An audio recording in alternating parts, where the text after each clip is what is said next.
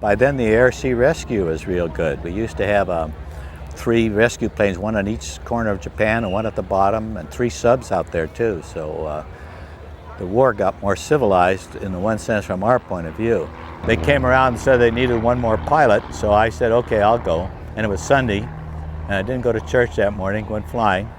And we went up to Duke of York, which was out front of Rabaul.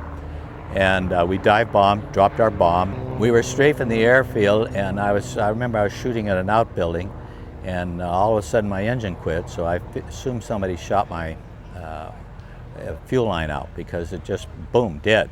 So you don't ever want to be captured by the enemy. I'll use the nice term now. And we pulled up.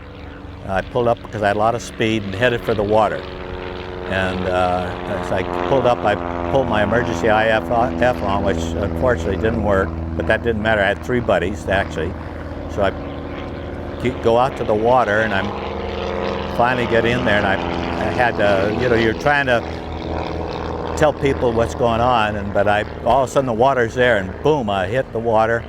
And my first reaction is, all of a sudden, it pops up, and my hatch had slammed shut, and I pull the hatch back, and already she's starting to sink. She's going nose down, and I'm standing on the panel of the airplane by that quick.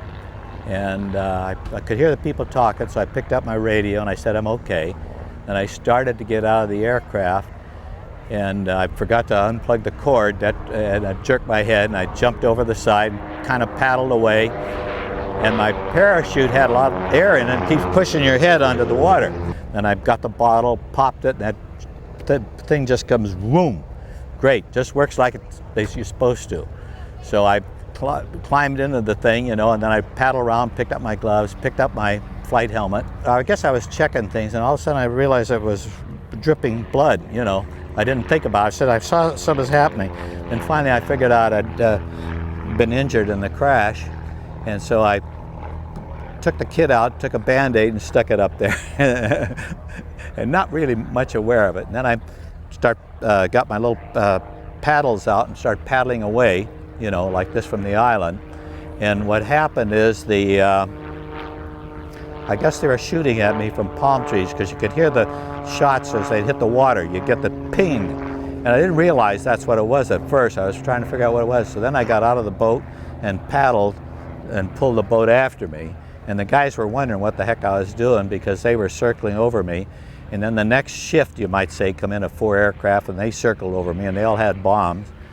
And then a little while later, roughly an hour, I looked up, and here comes that old PBY at me. And you know, it's just a straight wing with like a pencil underneath it. And it was the prettiest airplane in the Navy to me. And he had 2 Corsairs with him. And he comes around, he puts that thing in the water, and I paddled over to him, and I got on the ladder. And when I hit that ladder, I absolutely collapsed. I could not get up that ladder. And those guys lifted me in, put me on the stretcher, and picked up my boat and everything else, and took me back and took me to Green Island. And they took me into the hospital and sewed me up because I was injured on the head.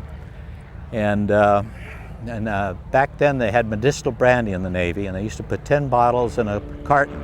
And the doctor gave me 2 cartons, one under each arm, you know. And that helped cure me.